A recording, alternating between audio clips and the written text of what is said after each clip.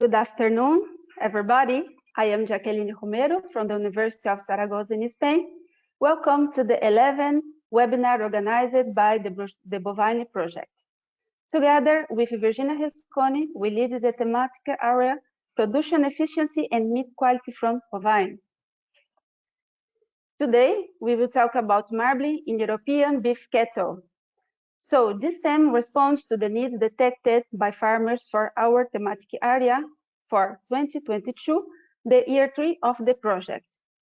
And the priority topics selected were tools to evaluate the carcass and quality prior to and in the slaughterhouse, and on-farm strategies to increase or improve marbling, tenderness, color in beef meat. And on the BovINE website, you can find more information and know more about the themes selected in the previous years as well. Virginia, you now make a short introduction for our speakers for today. Thank you very much. So good afternoon, everybody, and thank you for joining us in this webinar. I hope that is interesting for you, that will be interesting for you. So the title is Marbling in European Beef Cattle, and you can see there the speakers that I want to say thank you for taking the time to do this presentation. So first, Jean-François Roquette from the INRA, France. He will talk about the relevance of beef marbling for consumers. Then Isabelle Legrand from IDEL. She will talk about measuring beef marbling. And then Hubert Nicolaso, again from France and IDEL, will talk about on-farm strategies to increase marbling. As you can see, as you can read in the presentation, they are researchers or engineers very well known in these topics about meat quality and marbling. So it is a pleasure to have them in this webinar. And then also from another country, from UK, Ryan Law. He's a doctor, and he's consultant and supply chain specialist in Anupro. And he will give a short presentation about practical solutions to improve marbling in beef cattle. And also all of them will be, as usually we do in these webinars, we will have a roundtable to answer your questions. So we can start with Jean-François.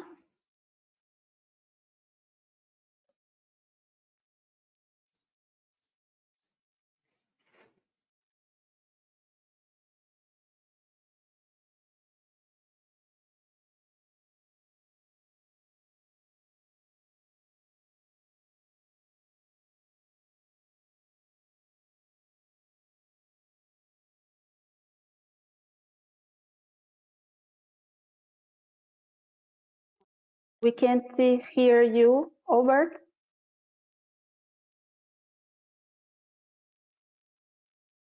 Thanks very much for this kind invitation. I'm very pleased to give this talk entitled Definition of Marbling and Relevance of Beef Marbling for Consumers. So on the next slide, it's written first that intramuscular fat and its fatty acid composition play major roles in the quality attributes of meat, including sensory properties and healthiness. Please, can you move to the next slide? I'm sorry, I have a small problem with my... Yes. Sorry about that. I'm going to share it again.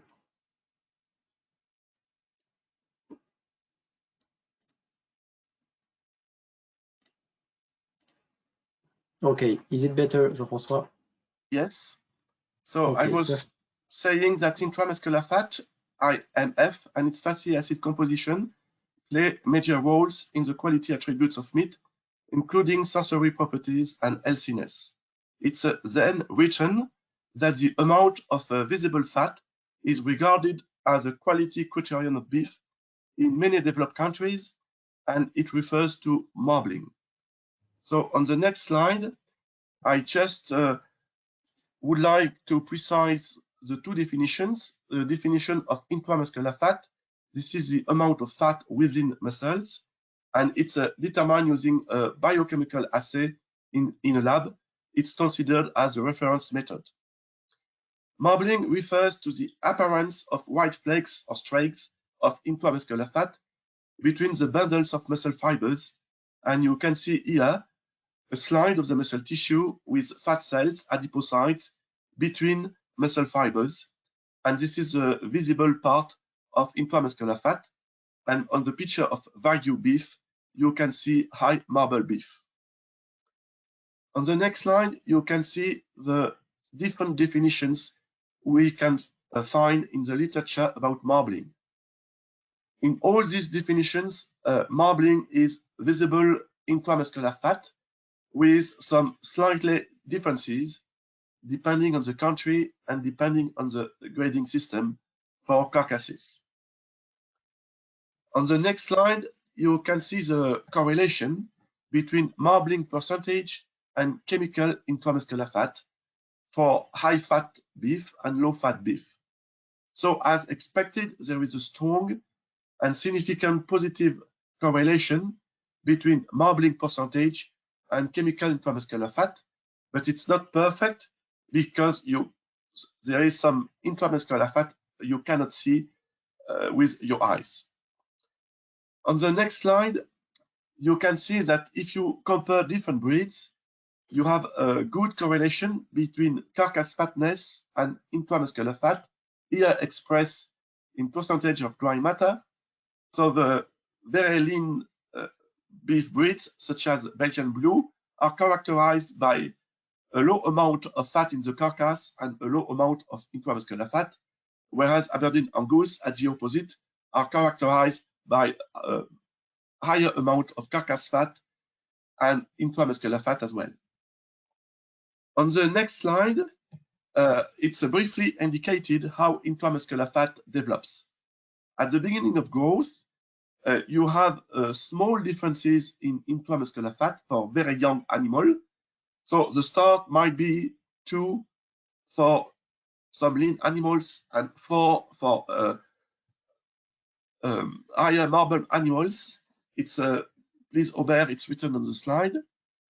And at the end, the differences will be much bigger, 12 compared to 27. So factor of 2 is huge at the end, even if it's small at the beginning of the curve. So scientists are looking for predictors of intramuscular fat at the beginning of the growth curve. You can see on this curve that you have 3 phases: the beginning of growth, and on the next slide, it's indicated more clearly the 3 phases, 1, 2, 3, the beginning of growth, then muscle growth, and after a plateau where intramuscular fat develops after muscle growth. On the left, you have early maturing breeds, and at the top, at the right, you have late maturing breeds, and for some species, such as pigs, you may kill animals before they enter the linear phase of intramuscular fat accumulation.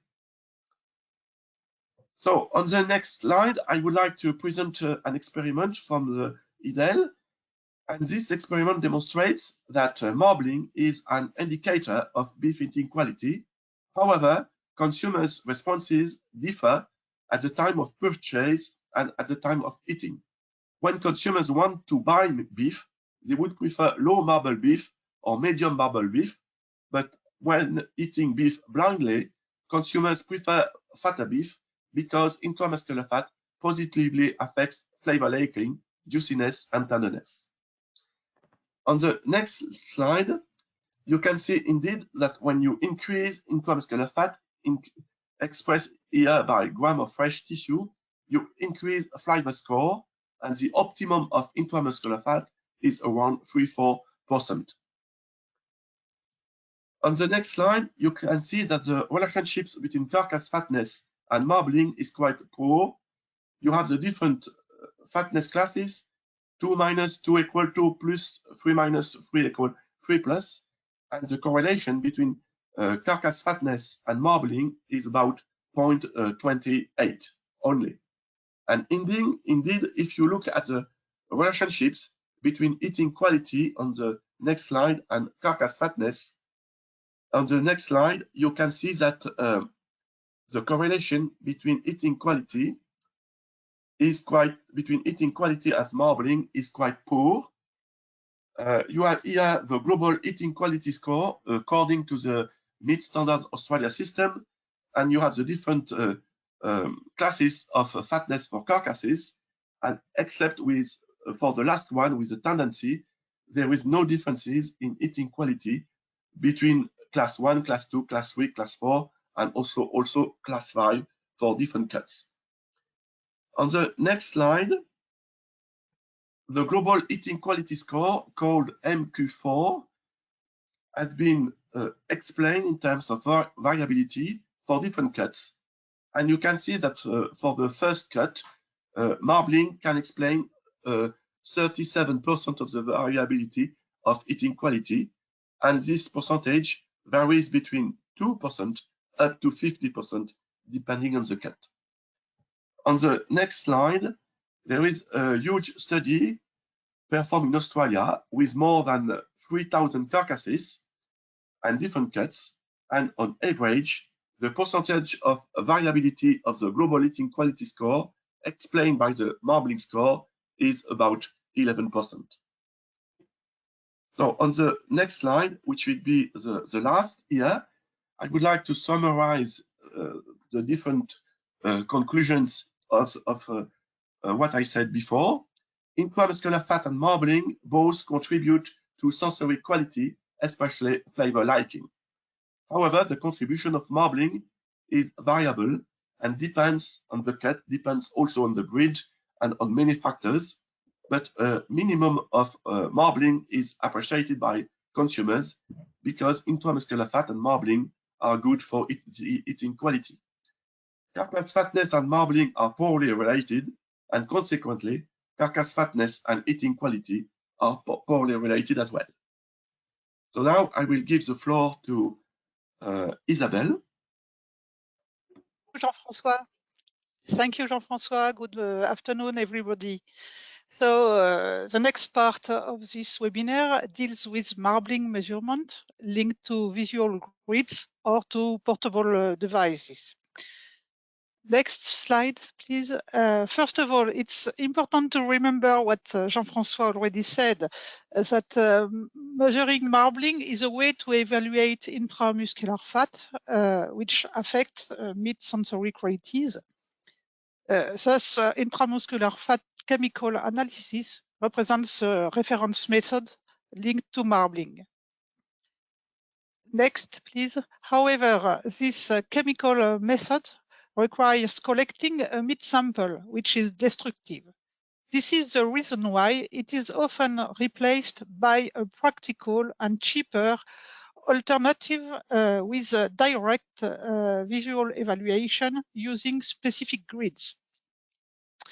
Indirect measurements can also be done using instrumental approaches, for example, to get more objective data or to allow quicker and easier measurements. Next, please. Many countries have developed sensorial grids for marbling. On the top and left part of this slide, you can see the USDA grid associated with American quality levels that are select, then choice, and prime for the best quality. Below, the Canadian grid is linked to the American one.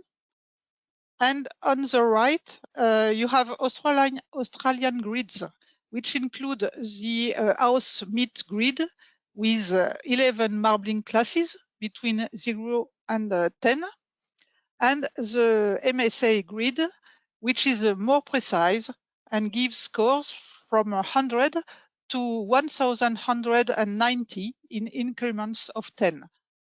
This MSA score not only indicates the amount of marbling, but also the size, the fineness and the distribution of fat inclusions in muscles. Using the Australian methodology has recently been encouraged as a reference by the UNIFI, the United Nations Economic Commission for Europe. Next, please. Marbling visual evaluation has to be done according to specific standardized conditions under a specific illuminant on a specific ribbing site of the carcass. In general, the most common grading site used by abattoirs in Australia is between the 10th and the 12th ribs. In contrast, in the European system, the quartering site is at the 5th thoracic vertebra in most cases. Next, please. If you look to this slide, you can see a recent tool set up by the French beef interprofessional branch called Interbev to assess marbling on carcasses. It has been developed with the participation of IDEL and it numbers 6 classes. This is a new tool that will probably be compulsory for plants willing to work on beef marbling in France. At present, IDEL is beginning the training of people who will train the dedicated operators in meat plants. Next, please. In France, marbling evaluation using this grid will be done at the 5th rib of the carcass. Here in the yellow circle, you can see the longitudinal dorsi where marbling will be evaluated. Next. However, a more accurate evaluation can be obtained using image analysis. On this slide, you can see diverse situations with a quite marbled mid on the left and a poor marbled one on the right. Image analysis can provide the mean size of fat particles in millimeters, the numbers of fat particles, and fat percentage within the cut. Next, Meatapli is an example of image analysis used to measure fat in meat cuts. This is a French tool recently developed by IDEL, INRAE, and Institut Pascal, and mainly funded by the French Ministry of Agriculture and Food. This still experimental tool aims to predict intramuscular and total fat contents of the 5th rib of bovine carcass, of a bovine carcass with a smartphone. This tool will be used by several labs on beef carcasses within Intact, which is a starting big European project dealing with intrinsic qualities of poultry, dairy products, and beef. And these measurements will allow further improvements of the tool. Another portable tool has been developed by the Italian University of Padova. This tool is based on NIRS, near-infrared measurements in order to predict meat quality, including meat marbling. This is a useful device due to its pocket size and its affordable price, since the beef industry, as you know, is often unable to buy larger, more accurate and more expensive instruments, or to pay an expert for data recording and analysis. Near-infrared measurements is promising because this is non-invasive and easy to use in a commercial slaughterhouse. However, more research has to be done for technical improvements. As you can see on the left part of the slide, MSA marbling prediction is probably not sufficiently accurate at this stage. So to summarize this second part of the webinar, please, Robert, could you change? Yes, the slide. okay. What we can see is that no measurement is perfect. That is a shame, but this is the reality. One of the goals of science is to develop quick, cost-effective, and easy-to-use devices and technical applications, such as camera and infrared measurements. And another goal of science is to try to include this data into a mid-quality prediction model. That concludes my part. Now I'd like to give the floor to my colleague Aubert. Thank you very much, Isabelle. Thank you very much. So we're going to speak about farm strategies to increase marbling. First, we're going to focus on physiological background, because it's necessary to understand better factors that affect marbling deposition. And after, I'm going to give you some example of farm practices that permits to improve marbling. Marbling deposition is composed by two phases, two processes: hyperplasia, the increase of adipocyte numbers, and hypertrophy, which is the increase of adipocyte size. And these two processes are really important in order to have this marbling, the intramuscular fat visible at the cut of the carcasses. The hyperplasia and the hypertrophy takes place during different periods during the animal life. The hyperplasia takes place at the beginning of the life of the animal, whereas the hypertrophy is more linked with finishing at the end of the life of the animal. For the majority of the fat depots of the carcass, intermuscular fats, subcutaneous fats, visceral fats, hyperplasia begins during the gestation and finish at 150 days. Whereas the intramuscular fat is a bit specific, because it finished at 250 days. It means that between 150 days and 250 days here, during this period, there is hyperplasia only in intramuscular fats. This is called the marbling window by the professor Yu-Ming Ju, which is an American scientist. And during this period, the farmer could influence marbling and especially hyperplasia. The hypertrophy, as I said, is the increase of adipocyte size thanks to triglyceride accumulation, but there is a competition between muscular fibers and adipocytes, adipogenesis. This is why, for example, young animals that are growing, that are making muscles, could have difficulties to make marbling because of this phenomenon. The fat is the last tissue to be developed during the animal life. It begins with the nervous tissues, followed by bones, muscles, and so, yes, fat is the latest tissue. Some scientists made a theory.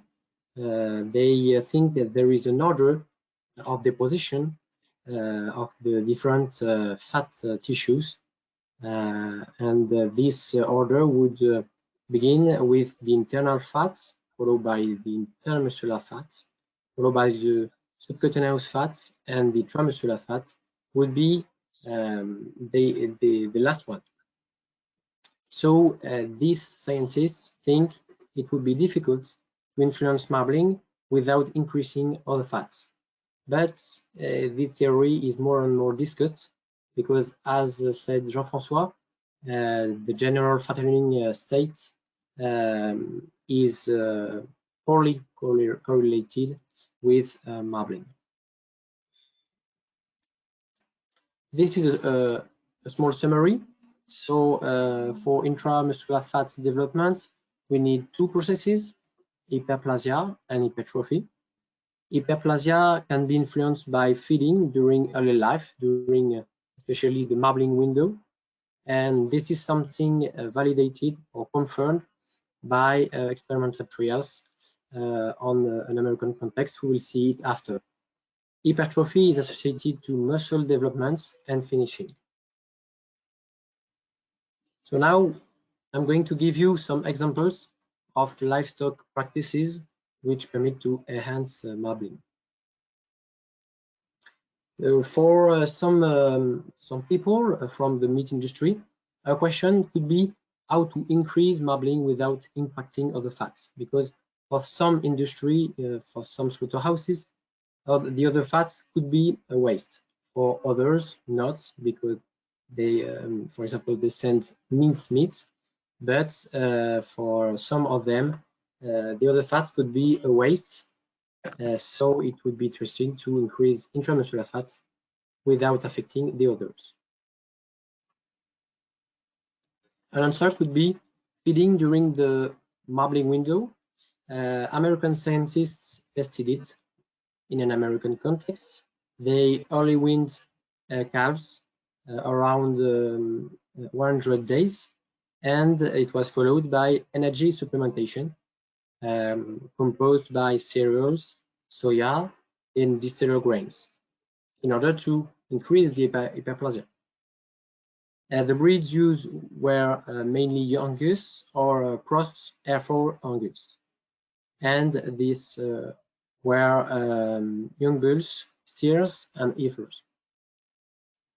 And these practices in every trials increase the marbling levels between a half and one level in the USDA grid without affecting the other fat deposits and without affecting fat thickness.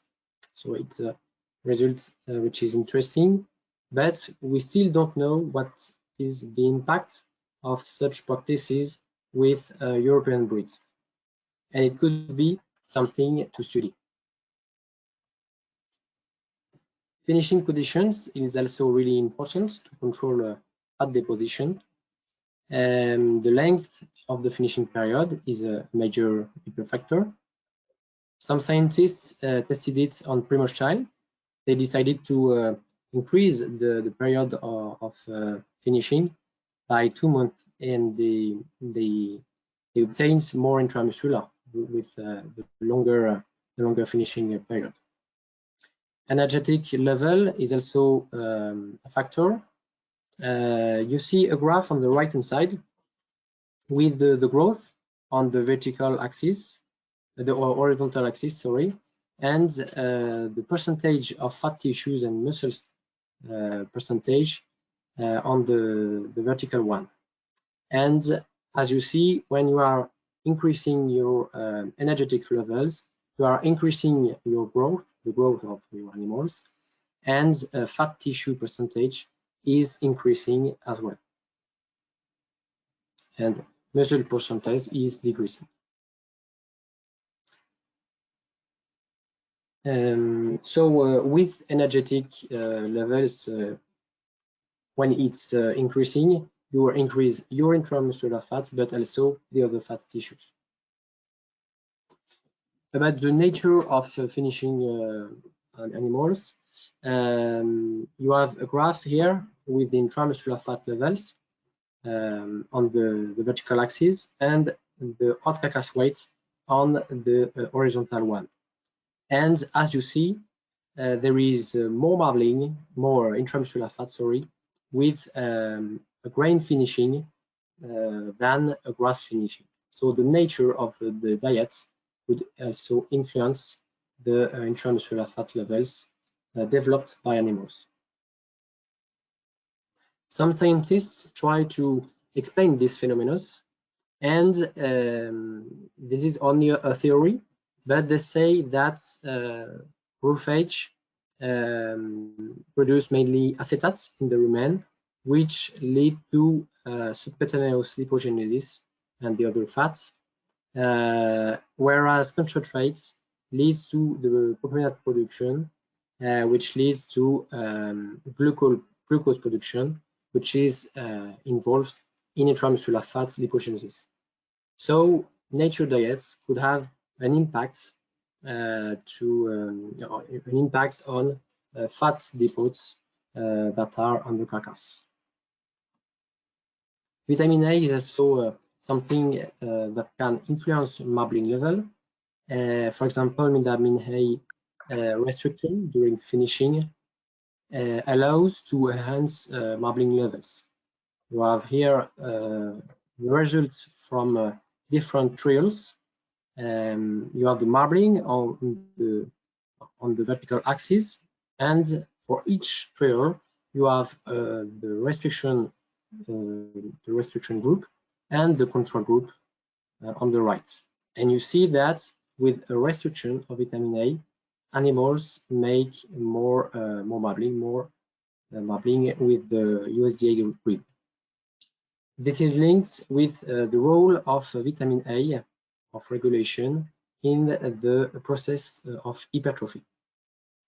You have to pay attention because with this practice, if vitamin A reduction is under recommended levels, it could have an impact on animal health.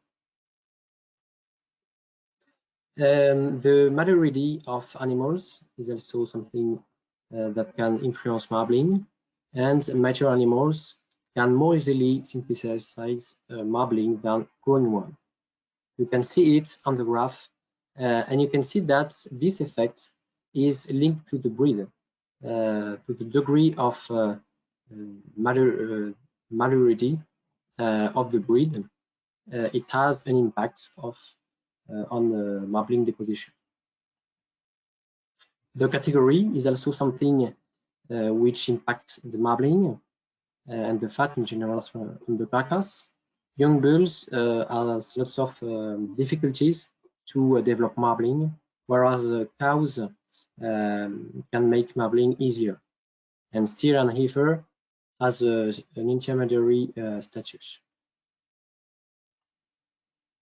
So we saw that the animal type is a major factor which impacts marbling deposition. Feeding during the marbling window is likely to be a key point to enhance hyperplasia, especially during the marbling window. Long finishing with high energy diets allows to increase marbling deposition, but it also increases the other fats deposition. Diet type during finishing could have an impact on partitioning of fat within the carcass, but this is something that has to be validated. And during finishing, vitamin A restriction could positively impact marbling deposition. But you have to pay attention to the level of vitamin A in the diet. In conclusion, as Jean-François said, marbling is the visible intramuscular fats, and this is really close to intramuscular fat content measured on the muscles. As Isabelle said, measurements with the grid by image analysis or NIRS using devices are in progress, actually, thanks to scientists, into the work of scientists. And we saw that marbling depends on various physiological mechanisms, really complex mechanisms.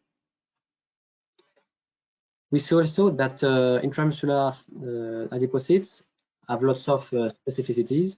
So it's really complex, but it gives us also opportunities to increase marbling, but less other fats deposits on the animals. And marbling is a major trait which contributes to beef eating qualities. Jean-François talked about it in combination with other factors, of course. So this is a criteria that could be worked, that could be improved in order to increase the satisfaction of consumers. Thank you very much for your attention. I'm going to give the floor to Ryan.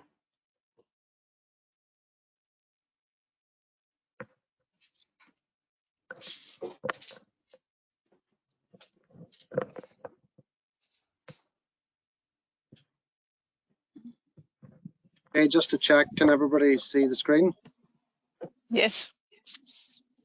We can see your presenter mode, so we can see the black screen. So in the display settings, you'll need to switch them around. Perfect. How about that? Excellent. Okay, first of all, thank you very much for the invitation to sit on the panel and also to present a few short slides on an integrated supply chain that's very much focused on marbling. So I'll just outline some practical solutions to try and enhance marbling within this type of supply chain. So the aim of this supply chain was to deliver a highly consistent and beef product of high quality. And to do this, there were a number of factors to consider. We've heard from the other speakers about the practical on-farm approaches, but obviously to give a head start in this, we wanted to reduce the variability in the animals coming into the system to start with. So we went down the route of choosing Wagyu as our terminal sire. So as part of this project, we sourced some of the top Wagyu genetics available to enhance marbling and marble fineness. As part of this system, as you all are well aware, in the UK and Ireland and indeed Europe, the variability in beef coming to the market is great, and this variability causes, again, an exaggerated variability at consumer level in terms of the acceptability of beef eating quality. So we wanted to create a system that was very consistent with specific diets, specific protocols throughout the animal's life to deliver more consistency and increase the chance as well of having more consistency in our marbling. And as part of this, animal health is a very big aspect. We also want to optimize the specification for slaughter, so a very low variability in carcass weight and carcass fat score, and obviously having data to back all this up in terms of how the animal performs throughout its life in terms of illness and antibiotic usage, etc. So this integrated supply chain focuses on putting Wagyu semen onto dairy farms. The calves are born in the dairy farm and collected at 2 weeks of age and taken to a bespoke rearing farm. They stay here for 16 weeks before moving to a finisher farm with the aim of slaughter at 15 months of age at a carcass weight somewhere between 540 and 600 kilograms live weight, which would equate to a carcass weight in around 270 to 300 kilos and fat class 3. And as we have heard from the other speakers, fat class necessarily does not relate to marbling, but we have that in there as a minimum standard for animals coming through the system. And as you can see from the graphic, there's lots of inputs in this supply chain from experts within the industry. So we consult regularly with veterinarians, nutritionists, and other consultants, and work very closely with our milk processors and beef processors as well. So in terms of the nutritional strategy, as the previous speaker has alluded to, we focus on 3 stages throughout the animal's life. The first 150 days, we put a lot of effort into getting that animal converted over onto concentrate feeding and getting the rumen developed as quickly as possible. And again, this is all designed to increase blood glucose levels through the gluconogenic pathway as early as we can in life. And then the animals, when they move to the finishing unit, they go on to a specific diet, as we heard before about the marbling window for 100 days, before going on the finishing ration at roughly about day 250. So within these rations, our aim is to have high propionate production in the rumen, and we also control our micronutrient content, such as vitamin A, as highlighted previously. So in terms of our outputs, we want to deliver a highly consistent and high quality beef product with a beef marble score at between 4 and 8, and there will be some variability there, as we've heard before, given the animal type, etc., and how the animal responds, and especially in early life in terms of health. There's a lot of data out there to suggest that animals with lung lesions can have poorer performance, and as part of this performance, marble score is included. So the variability in how the animal responds in early life will have a major effect on the marble score later in life.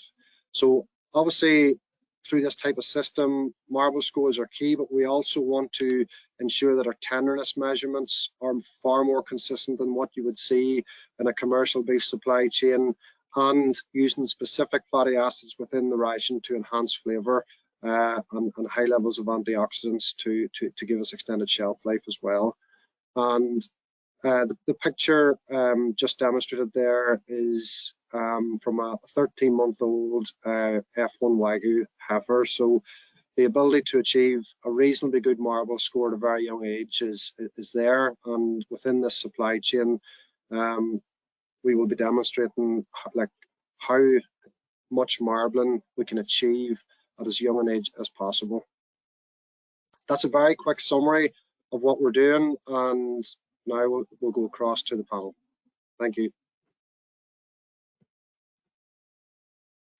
Okay, thank you all of the panelists, because the presentations were very clear and very interesting. So I would like now to invite all the people that is looking at this webinar to put your comments or questions, and we can have a discussions with the panelists.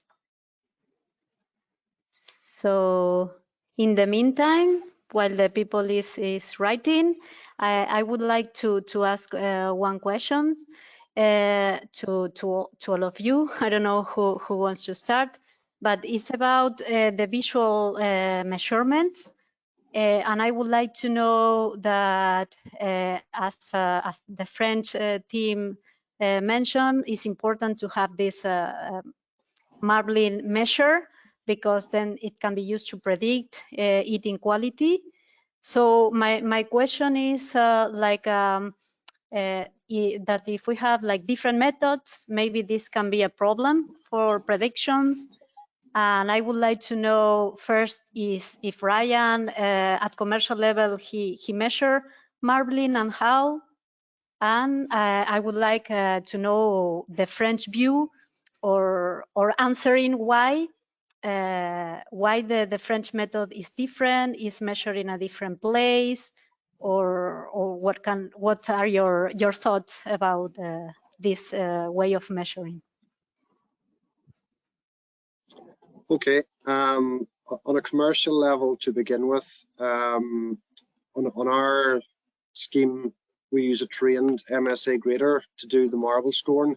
However, I think going into the future, there will have to be more automated methods. I do believe that marble score is going to become very important within Europe, and the variability of subjective measurements is going to lead to some variability on the grading of the carcasses. So from my perspective, absolutely automated systems no doubt will come into play in the future.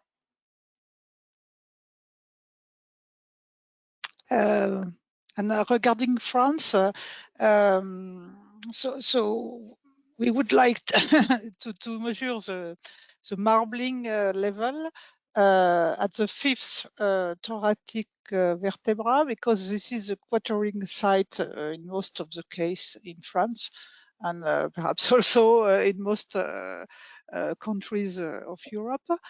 And the classification of the different levels of marbling in France have been developed for the interprofessional branch called Interbev, and Interbev wanted to enhance consumers' appreciation of meat, and also to have a tool in which plant operators were involved in the construction of the tool. They didn't want to start with the tool of another country in order to involve people, because this is not compulsory to. This will not be compulsory to measure this criteria, but what will be compulsory will be to use this tool if you want to work on this criteria. So in order to, yes, you can add something, Jean-François. I would like to add that the technical variability, of course, of the measurement is very important, and we have to reduce the technical variability in order to increase repeatability of the measurements. So with the Meat Standards Australia system, we have accredited carcass graders, and they should be trained regularly to be sure of the quality of the data. And as Ryan said, if we use a device, it might be very good as well, because data will be reproducible, repeatable. So even if some devices are not precise enough, because the correlation between marbling and the outputs of the device is not perfect, it might be enough in the chiller or at the commercial level, at the industry level, only to make differences between low marble beef, medium marble beef, or high marble beef, or something like that. Yes, there are two kinds of measurements. Measurements for science, which have to be precise, and measurement for commercial, on a commercial point of view, it's not always necessary to be very precise. Yes, and to at least in France. yes, and as Isabelle said, this was the interprofessional branch that decided to work on this grid in order also to have something adapted to marbling levels in France.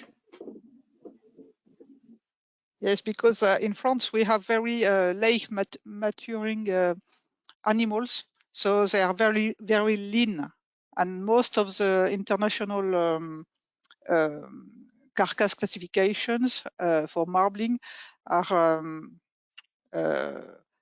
very large, and we wanted to have a classification focused on our kind of marbling beaks.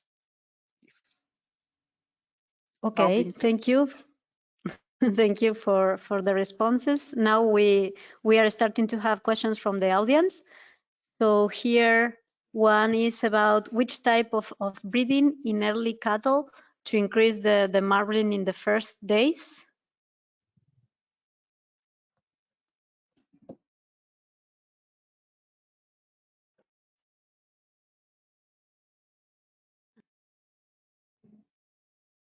The idea is to increase, as Aubert said, to increase proliferation of preadipocytes. So we need to develop first strategies to increase the number of preadipocytes, and then a strategy during the finishing period to increase interplasia, so the accumulation of triglycerides into adipocytes. But of course, when we work with at the beginning a lean breed, it might be more difficult compared to a fat breed. Yes, and we don't have yet a reference on this phenomenon on European cattle. It was only made in the Anglo-Saxon cattle, Angus and Hereford. The two phases are really important. The hyperplasia with the marbling window and the fattening. Okay, here is another question. Could the use of natural anti-inflammatory in finishing time improve the marbling?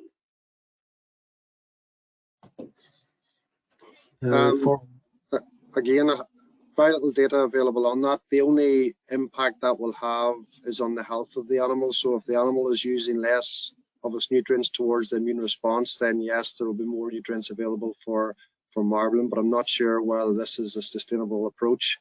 A more advantageous approach would be to focus on the quality of the ration that the animals are exposed to, and this will have a much greater effect on the marbling score of the animal than interventions such as anti-inflammatories. Okay. Here another question is, no, this one is already similar to another one. And I think there are no more questions, right, Mimi? Here there is a new one. Wagyu F1 or Angus F1 in rustic breeds with a micro infiltration. Is there a preference? I think genetically the Wagyu breed has a higher propensity for marbling. So if using the Wagyu breed is going to give you more opportunity to produce a beef product that has higher marbling score. As our author or other authors previously stated, Angus and Hereford also have an increased propensity, but nowhere near as much as the Wagyu breed. Okay. That's all the questions. Oh, sorry, no, we've got one more question that's just come in. How sustainable are these dietary systems? This is a good question. Yeah, so, sorry, go on ahead, Hobart. Yes. You can speak if you want, yeah, Ryan. Okay, so the sustainability of the systems are all related. I'm assuming we're talking about our carbon footprint and how efficient these systems are will be a big dictator on the carbon footprint of that production system. So if you're going into a system, a high grain fed system, the optimal output will be to slaughter the animal at a younger age. And that younger age of slaughter will allow a much more efficient production system. So for example, in the Wagyu breed, traditional slaughter is between 30 and 36 months. And if we bring that down to 15, 16 months, there will be a massive reduction in the overall methane emissions of that system. I would say that it's a matter of compromise between the minimum of marbling to reach, a minimum of cost of the different diets, a good sustainability. So in the Impact EU funded project mentioned by Isabel, we would like to combine different criteria. So to increase marbling, but not too much, and to measure sustainability in the same way, and so on. Mm-hmm. Just to find a compromise between the different criteria. And about such practices, about, for example, the marbling window, we don't really know in Europe how does it work, but we could expect that if we fed with energetic supplementation small animals, which eat a small quantity of food, it will be more efficient and maybe more environmental friendly, because in the finishing period, maybe we could have finishing with less cereal. We don't really know this mechanism, but we can help it. Maybe. Yes, we hope. And here is another question. If have consumers maybe will have a negative feedback from excess of marbling, what do you think in Europe? In Europe, for sure, consumers prefer a lean product. But I think consumer education is a big piece of work that is required in Europe. A lot of other research from around the world has shown that consumers prefer beef with marbling, high marbling content. And if we go back to the scientific background to that,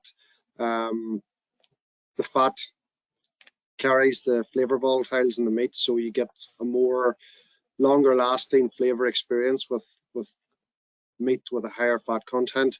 And as well as our panelist said, the meat consumed is juicier and more tender. So I think that there's a piece of research and probably knowledge exchange required there for consumers that highlights the benefits of marbling in terms of meat quality.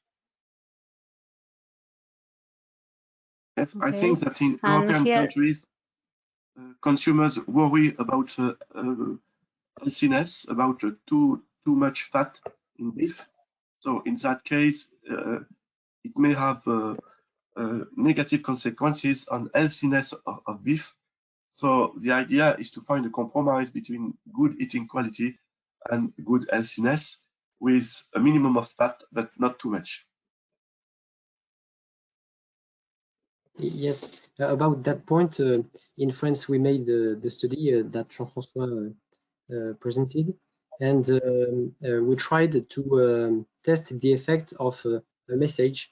For example, to have a good meat, you have to buy a marbling meat, and it has an effect, a positive effect on the decision of the consumer to buy marbling.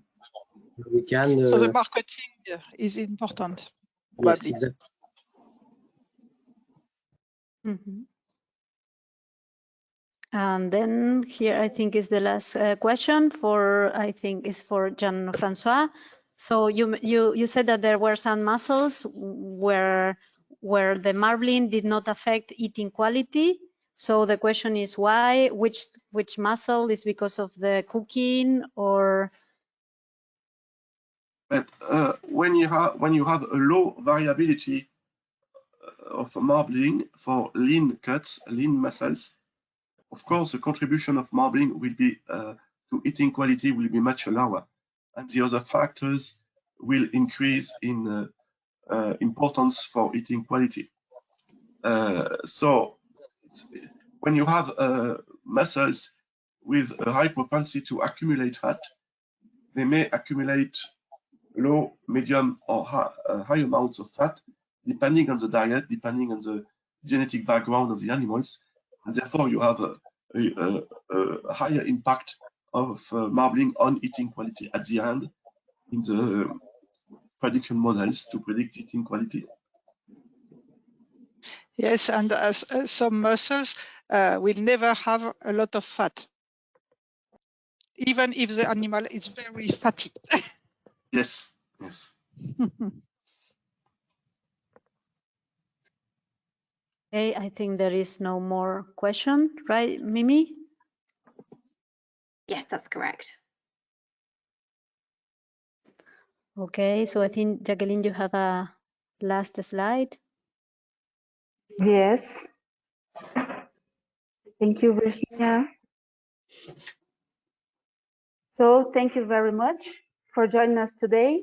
I think that Mimi just sent you by chat box a link for a short survey.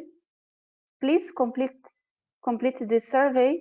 We would like your feedback on the topic discussed today. And you can access by this QR code. Thank you very much.